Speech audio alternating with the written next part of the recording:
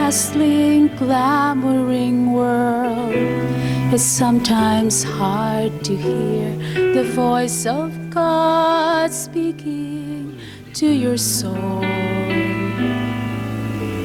But in my quiet time alone, when I approach His holy throne, His tender words fall gently on my ear. He still speaks. I know His voice,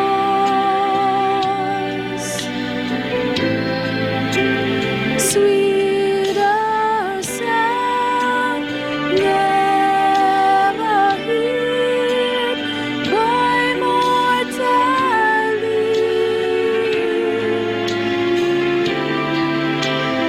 And to think that God by His Son Christ will speak to me, He makes me rejoice. He still speaks. I know His voice.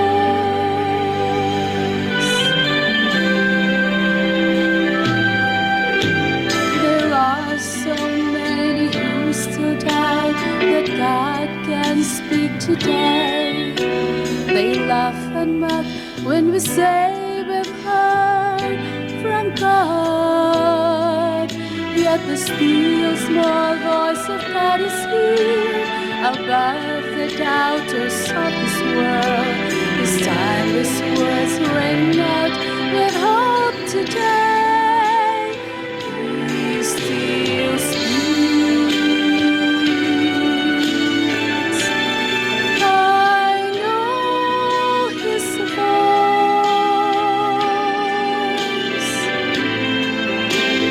sweeter sound never heard by mortal ear.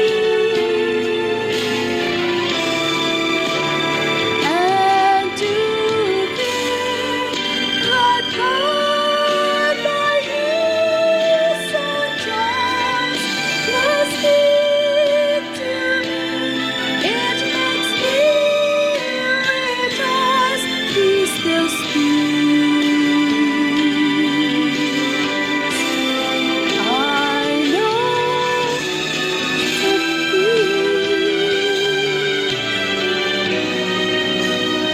He still speaks.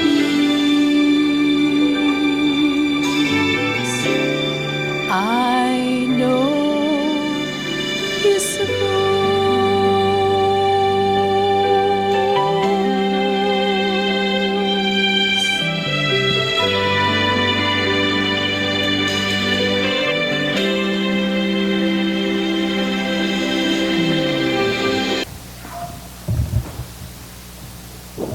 Quiz time.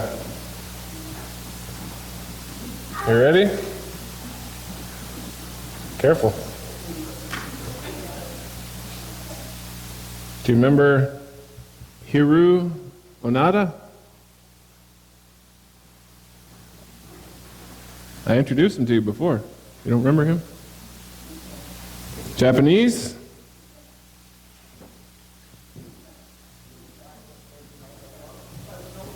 That's the one. A+ to Karen. The rest of you, you'll get your report card later.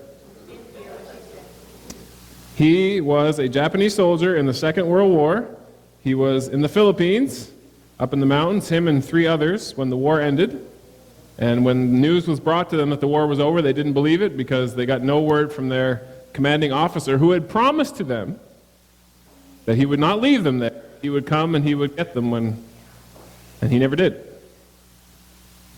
So they didn't believe it, and they stayed up in the mountains in the Philippines, and they kept running these little raids and doing their thing, living off the land. Guess when Hiroo Onoda, when did the war end? 1945. Guess when Hiroo Onoda finally came out of the mountains in the Philippines and went back to Japan? 1974. 1974. They even had a plane go over and drop leaflets explaining to them that the war was over and how it ended, and they thought it was a trick. Other people were sent in to tell them they thought it was a ploy and a lie, and they stayed. The three others all died through various little skirmishes and combats, whatever. He was the only one left in 1974, when finally someone went to Japan and told his commanding officer that he was still there, and his commanding officer went all the way to the Philippines and relieved him of his duty, and he went home. Hiroo Onoda. What does that have to do with us?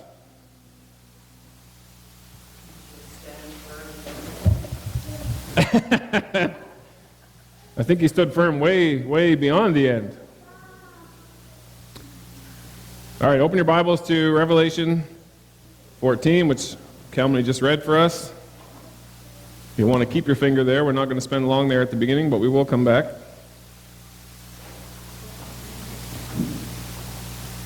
I hope I won't be like the commanding officer who promised he was coming back and then never did. But Revelation 14:6. I saw flying in the having the two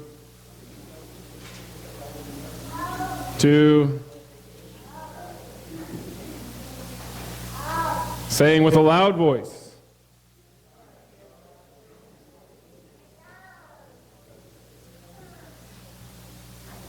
and worship him who? Don't give up. Got to get right to the end. What are we going to spend 2019 doing? What am I going to spend 2019 doing with you?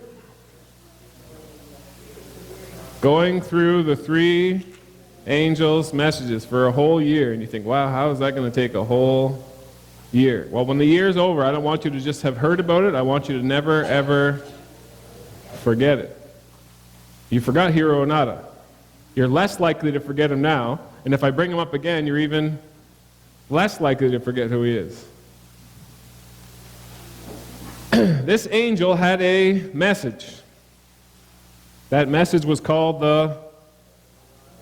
the everlasting gospel, which gospel simply means good news. It really drives me nuts how all these different sectors have their own language, right? If you want to become a legal secretary, you got to go to school and learn all the legalese. And if you want to become a medical secretary, you got to go learn all the medicalese. And if you want to become a Christian, you got to learn the Bibleese. Well, gospel just means good news. So this angel had the everlasting good news. We touched on it in Sabbath school. Everlasting means always was, is, and always will be. So the good news that's good news for us is the same good news that's good news for James and John, for Andrew, for Peter, for Abraham, for Moses, for everybody. So don't get sucked into these teachings that are popping up in Adventism that there's some new message for the elite people at the end of time. It's the same good news. I saw another angel, which means it's already been preached before, flying in the midst of heaven, having the everlasting good news to proclaim to those who dwell on the earth. So if it's the same good news and it's always been around, why does it have to be preached again?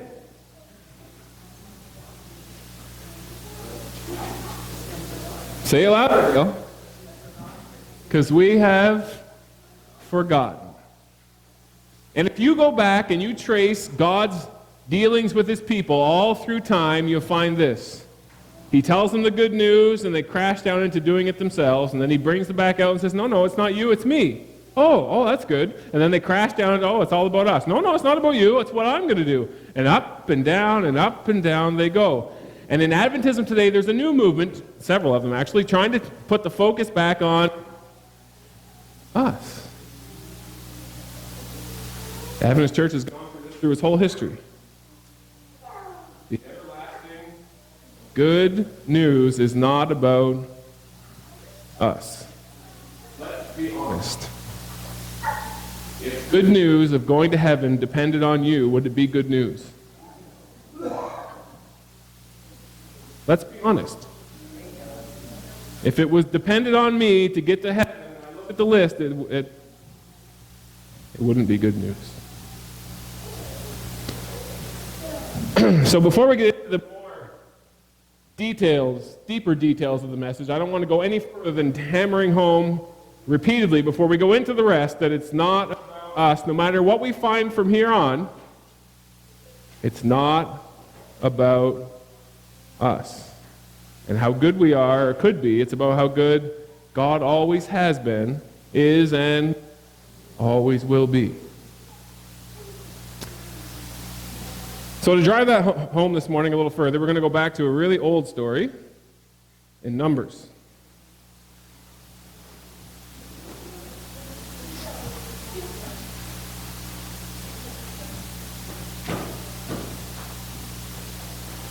Genesis, Exodus, Leviticus, Numbers. Fourth book in. Chapter 13.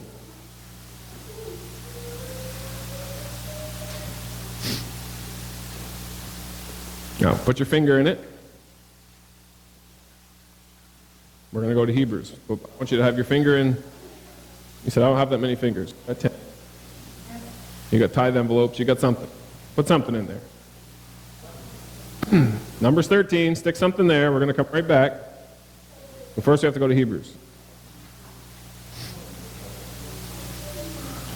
Say, why did you do it that way? Because once I get into this, I don't want to be messing around looking for stuff. We're just going to go.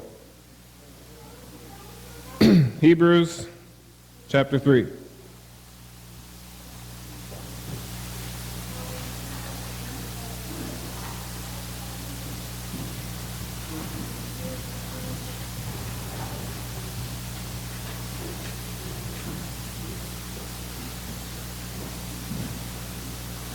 I hear lots of pages. If you're still finding Numbers or if you're finding Hebrews, but hopefully you found both.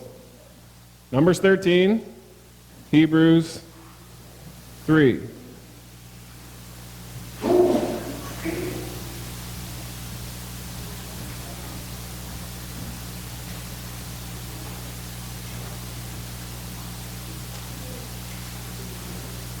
Still hear pages. I'm going to be patient. I'm going to let you get there. I don't want you to hear it. I want you to hear and see it. You ready? Do you know if you hear something and see something, you're like many more times likely to remember it than if you didn't want to hear it? Hebrews chapter 3, beginning in verse 12. Beware, brethren, beware, sisters, beware, children, beware, elderly, beware, everybody, lest there be in any of you an evil heart. But it's not just any kind of evil heart. It's an evil that we don't even think of that much. An evil heart of unbelief in departing from the living God. You see what that verse tells us? The evil that's in our heart that God's really worried about is not the lust and not the that's not. The evil he's really worried about is the evilness of not believing him. And he goes on to explain that when you stop believing in him, you end up departing from him.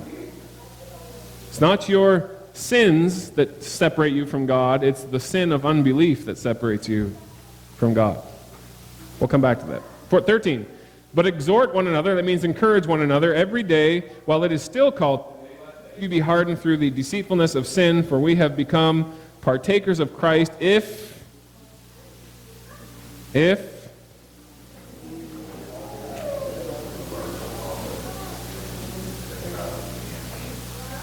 so it's possible to believe in God at the beginning and lose that belief over the course of time. Isn't that what that says?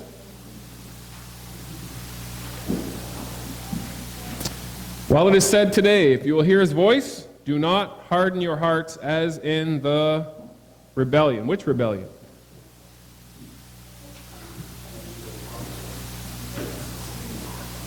You got to follow me today. It's worth the trip. What rebellion? Could be lots of rebellions, right? There's been many rebellions, but this is a specific rebellion. Let's keep reading. There's more clues. For who, having heard, rebelled? Indeed, was it not all who came out of Egypt led by Moses? So now we know it has something to do with the children of Israel after they left Egypt. The rebellion's there somewhere. Now with whom was he angry for 40 years? Was it not with those who sinned, whose corpses fell in the wilderness? And to whom did he swear that they would not enter his rest, but to those who did not?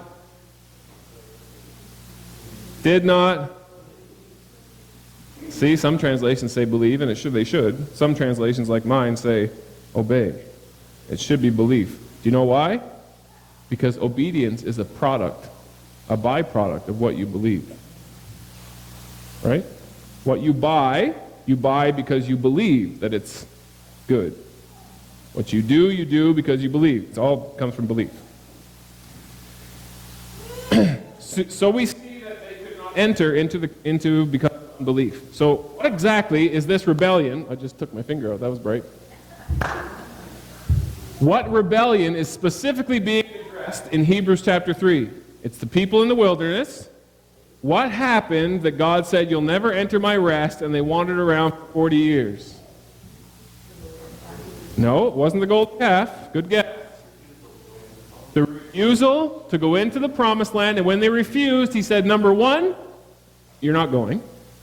Number two, you're going to wander around for 40 years. And number three, everybody 20 years and up who had a say in this is never going.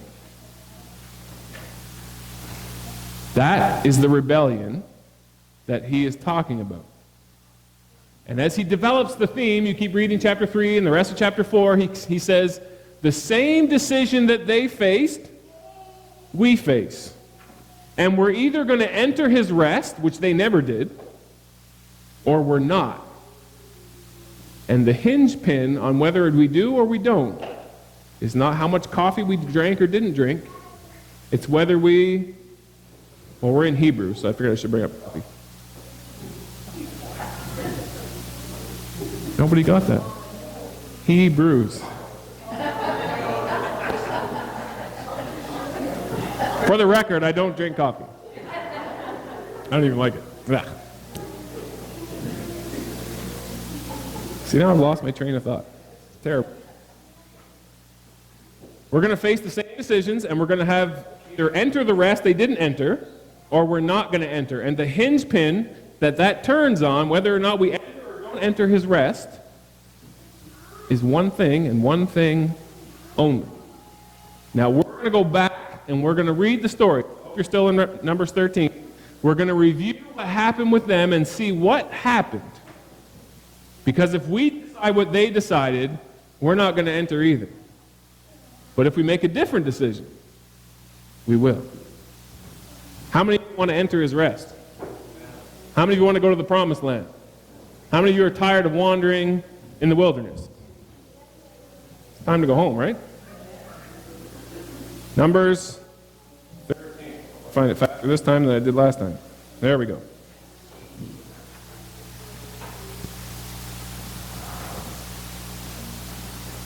You there? Numbers 13. Question. The people in this chapter, they're following Moses. They're following the cloud by day, the pillar of fire by night. They've come out of slavery in Egypt. Question. Do they believe in God?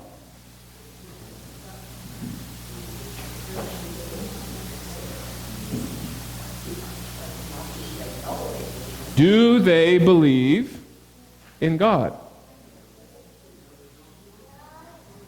I've heard yeses, and I've heard no's, and I have good news. You're both right. If they didn't have any belief in God, they wouldn't be on the borders of the promised land. They wouldn't be following Moses. They wouldn't be following the cloud. They wouldn't be following the pillar of fire. They'd still be in Egypt. So they do believe in God. But the amount that they believe in God is being put to the test. Right? When someone says to you, do you trust me? Your immediate answer is, if you're friends, of course I trust you. But I guarantee you that put in a specific situation, that trust might waver. So they believe in God enough to have gotten where they are. I believe that you believe in God. I believe if you didn't have any belief in God whatsoever, you wouldn't be here this morning. But that does not mean that you believe God enough to get into the promised land.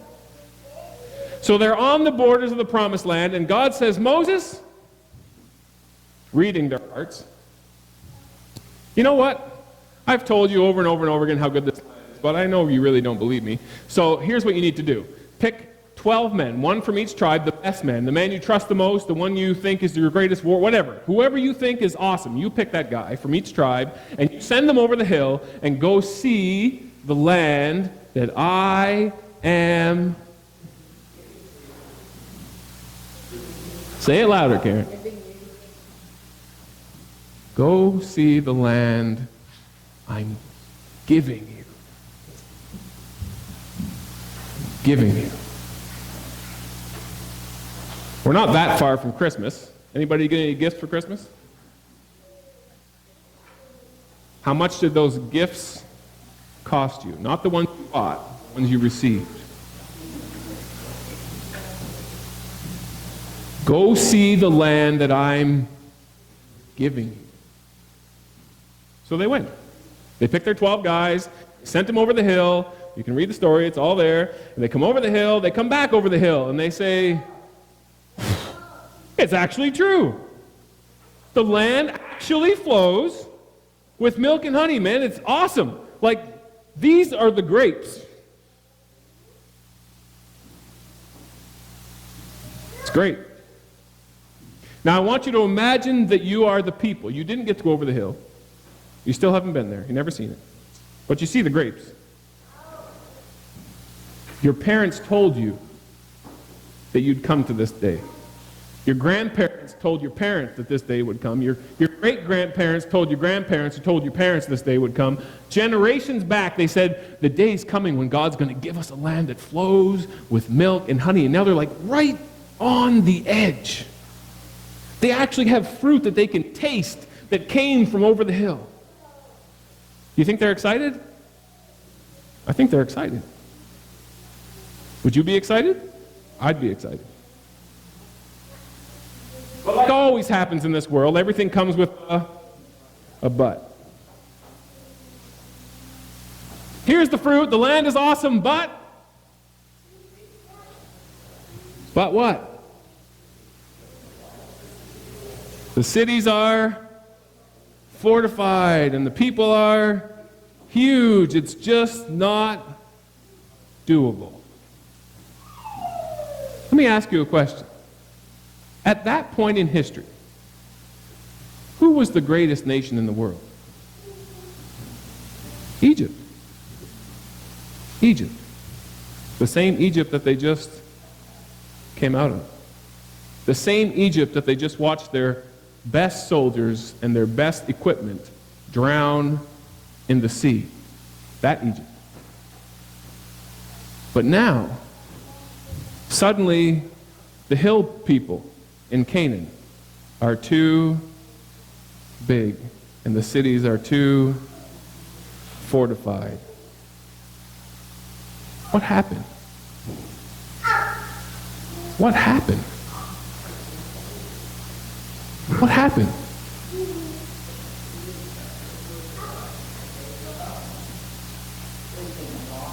We can say they didn't trust, and that's true, but it's too vague. What actually happened? But why? These are real people. They're not some fictional story. This would have happened to you and I if we were there. What happened? Stop believing what? True, but there's a reason why. There's something that changed in their thinking.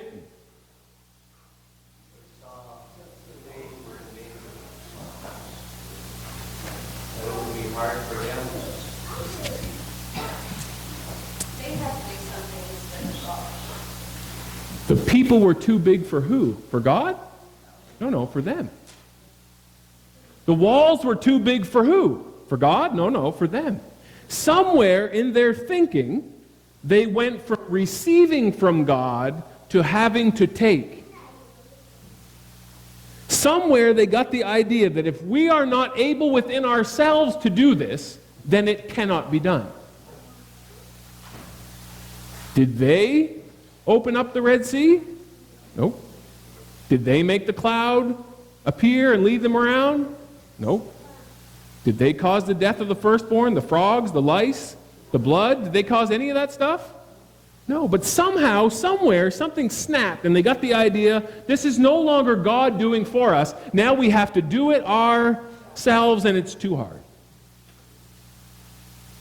And I'm here to tell you this morning that somewhere in our journey as a Christian, we go from believing that Jesus loves me, this I know, to looking at a list of what the saved are like and saying, it's too big, I can't do it, I'm going home.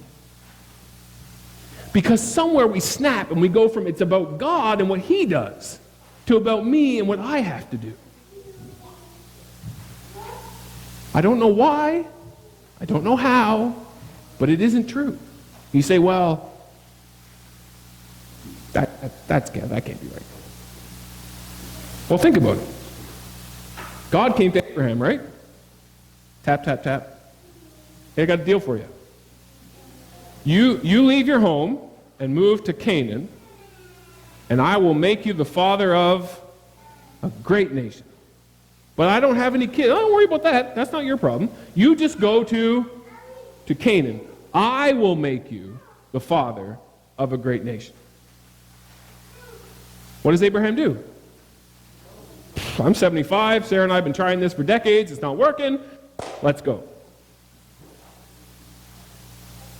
They go. They keep trying. Nothing's happened. Finally, Sarah says, tap, tap. Abraham, I got an idea. Maybe I'm the problem. Maybe you should take that girl over there. She's younger. Try it. Just see what happens. So Abraham takes Hagar. And they have a child. They name him Ishmael. And Abraham's so proud. I got my boy. God's tap, tap, tap. Abraham, that's not the boy.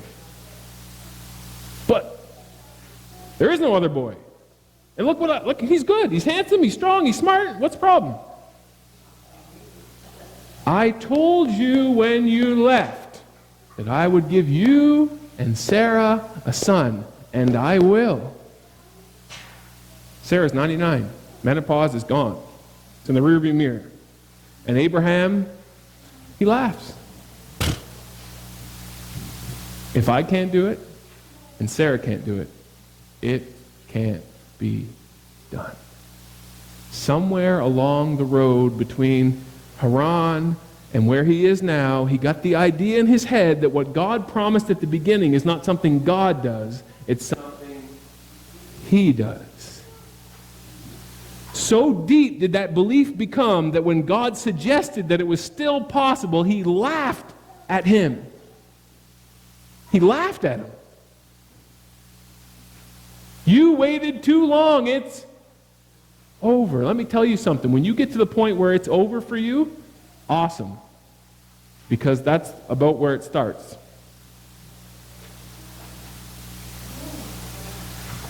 When that switches in our head and somehow the list of all the things God has promised becomes this onerous burden of things that we must accomplish, you've changed the story. And the story is no longer good news. It's bad news. Because I keep trying and there is no boy. I keep looking over the hill and it can't be done. You look over the hill, you see your addictions. I can't do anything about it. I've been trying for years. It's never going to happen. You look over the hill and you see your impatience. And you say, I've been impatient since I was born. I'm always going to be impatient. There's nothing I can do about it. You look over the hill and you see your lust. And you say, as long as I can remember, every woman I saw was, woo. I can't do anything about it. It's too big. I'm going home. And God says, where did you get the idea that I called you over the hill to show me how good you are. Where did you get that idea? Because when I called you, I said, tap, tap, tap. Come and see what I'm going to give you. Come and see what I'm going to give you. Where did you get the idea that you had to buy it, earn it, scrape, and make it happen? Where did that come from? Because it was never in the story that I wrote. It's never in the conversation that we had. Where did it come from? Hebrews 3 and 4, Paul writes, they never entered his rest because they did not believe. When God said, I'm giving it, they said, oh, no, we got to take it. And if you, as a person trying to become like Jesus, think that the pressure to become like Jesus is on you, you will never have one moment's rest. That's why Jesus came and he said, tap, tap, tap. Come, all you who are weary and heavy laden, come. Take my yoke. Listen to my story. Come see it from my perspective. And you will find rest for your souls. Because my burden is not a burden. My burden is good news. I don't know where it comes from. I think it's in every one of us to want to switch it from God said he's giving to somehow I have to make it happen. It ain't true. It just isn't true. They never entered his rest. But Hebrews says, you know what? It's still today. It's still today. And if you hear his voice today, don't harden your heart. Do you know how we harden our hearts? Do you know how we do it?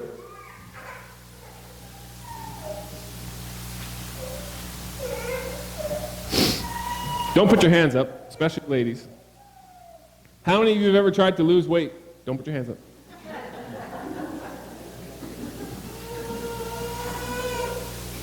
The first time you do it, you're like, I'm all excited, like, I can do this. And you do it for a while, and the weight starts coming off, you're like, yes! What happens? You get weary.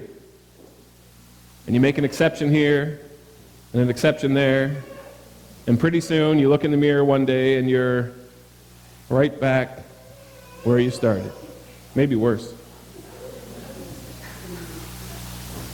And then one day you wake up and I'm going to do this. I've done it before, I can do it again. And you start doing it. Weight starts coming down. But it seems harder this time. It seems to be taking longer than it took last time. You know what eventually happens? When that thought comes back into your head, try again. You know what your mind says? Shut up, you fool.